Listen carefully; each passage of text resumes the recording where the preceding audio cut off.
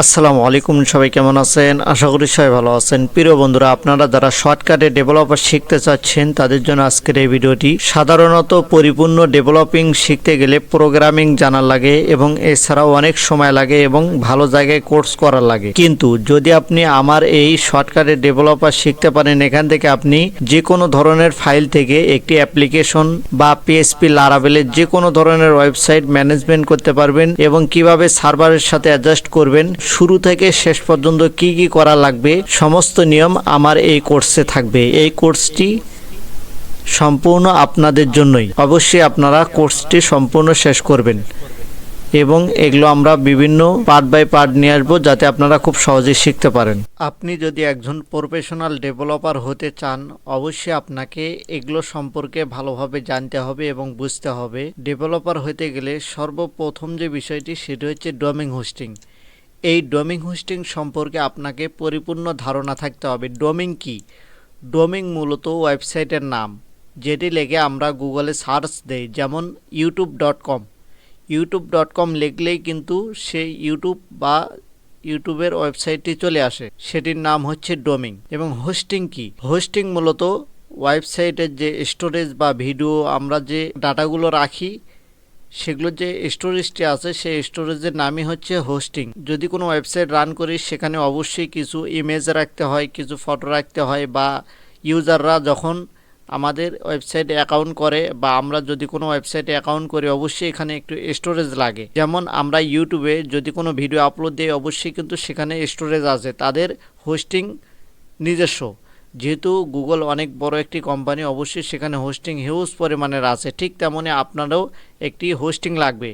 Domain হোস্টিংয়ের টাকা আপনি যে বায়ারের থেকে নেবেন সেই বায়ারই সমস্ত কিছু বহন করবে এবং আপনি শুধু নিয়ে দেবেন এবং সেখানে সেট আপ করবেন। আর হোস্টিংয়ের আন্ডারে আপনাকে একটি কন্ট্রোল প্যানেল দেবে, সেটির নাম হচ্ছে সি প্যানেল। আপনি কন্ট্রোল প্যানেলও বলতে পারেন, সি প্যানেলও বলতে পারেন, তবে মানুষ শর্টকাটে সি প্যানেলই বলে।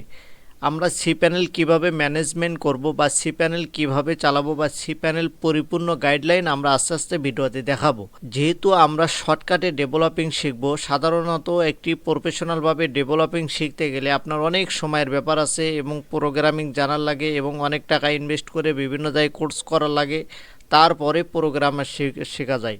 কিন্তু আপনি চাইলে শর্টকাটে যে কোনো জায়গায় ফাইল অল্প টাকার ভেতরে কিনে নিয়ে সেই ফাইলকে আপনি পরিপূর্ণভাবে অ্যাপ্লিকেশন বা ওয়েবসাইট রান করতে পারবেন। যেমন আপনাদেরকে 2টি ফাইল দেওয়া হবে বা যে কোনো জায়গা থেকে রান করতে গেলে আপনারা 2টি ফাইল পাবেন, যেমন এসকিউএল ফাইল ও জিপ ফাইল।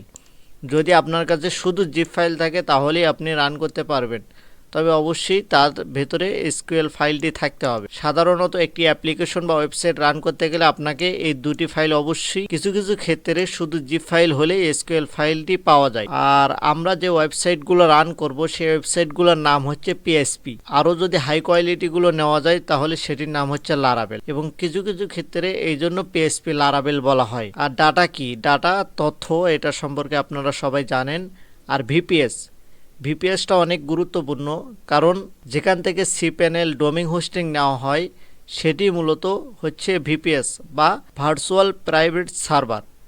ভিতে কি? ভিতে ভার্চুয়াল মানে যেগুলো জিনিস দেখা যায় কিন্তু ধরা যায় না। যেমন আমরা বিকাশের যে অ্যামাউন্টগুলো বা নগদের যে অ্যামাউন্টগুলো আছে সেগুলো আমরা দেখতে পারি কিন্তু ধরতে পারি না, সেগুলোকে বলা হয় ভার্চুয়াল। আর প্রাইভেট মানে গোপনীয়তা। আর সার্ভার মানে আমরা যে ডাটাগুলো রাখবো এটাই একটা সার্ভার মানে সব অটোমেটিকলি নিয়ন্ত্রণ করবে, ভার্চুয়াল প্রাইভেট সার্ভার। এগুলো সম্পর্কে আমরা আস্তে আস্তে সবকিছু জানবো এবং বুঝবো। কত প্রকার ফাইল রয়েছে? সাধারণত অনেক প্রকার ফাইল রয়েছে। শপিফাইয়ের জন্য আলাদা ফাইল রয়েছে, ওয়ার্ডপ্রেসের জন্য আলাদা রয়েছে, এবং এগুলো সম্পর্কে আমরা আস্তে আস্তে সব কিছু জানবো। পরিপূর্ণ রান করতে হয় কিভাবে, এগুলো আমরা আস্তে আস্তে জানবো। পরিপূর্ণ আমরা এগুলো সব কিছু রান করার পরে অবশ্যই আমাদেরকে কন্ট্রোল প্যানেল ছাড়াও আমাদেরকে আলাদা একটি অ্যাডমিন প্যানেল থাকবে ও ইউজার প্যানেল থাকবে। ইউজাররা সেখানে ঢুকে যে কোনো প্রোডাক্ট অর্ডার দেবে, বা আমরা সাধারণত যে কোনো যেমন দারাজ থেকে যদি কোনো কিছু রান করি, দারাজ থেকে অবশ্যই সেখানে আমরা অর্ডার দিই, ওটাকে বলাই ইউজার প্যানেল। মানে যেটি ইউজাররা ব্যবহার করবে সেটা হচ্ছে ইউজার প্যানেল, এবং যেখান থেকে কন্ট্রোল করা হবে মানে এই ইউজারের যত প্রোডাক্ট আছে, যত কিছু আছে, সব অ্যাডমিন প্যানেল থেকে নিয়ন্ত্রণ করা হয়। আর সার্ভার সম্পর্কে আমি তো বললামই, সার্ভার হচ্ছে একটি দোকান। যেমন সেখানে অনেক কিছু থাকে, একটা সার্ভারের আন্ডারে পুরো সব কিছু থাকবে একটা সার্ভারের আন্ডারে।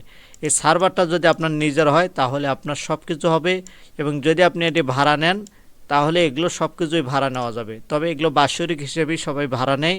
একটা সার্ভার নিজের নিয়ন্ত্রণ করতে গেলে 5 থেকে 10 লাখ টাকা খরচ হয়। এই জন্য আমরা এখানে বাৎসরিক সিস্টেম করে ভাড়া নিই। তবে আপনার কোনো খরচ নেই, সম্পূর্ণ খরচ বহন করবে আপনি যা তৈরি করতেছেন তারাই দেবে। এবং আপনার যদি একটি পয়সাও যদি না থাকে, আপনি যদি একটি ফাইল পান, সেই ফাইল দিয়ে আপনি সারা জীবন মানুষকে সার্ভিস দিতে পারবেন এবং হাজার হাজার ওয়েবসাইট বানিয়ে ও অ্যাপ্লিকেশন বানিয়ে মানুষকে সার্ভিস দিতে পারবেন। মানে একটা শুধু যদি ফাইল থাকে আপনি একটা দিয়ে হাজার হাজার ওয়েবসাইট তৈরি করতে পারবেন, এবং একটা যদি আপনার ফাইল থাকে হাজার হাজার আপনি অ্যাপ্লিকেশন তৈরি করতে পারবেন।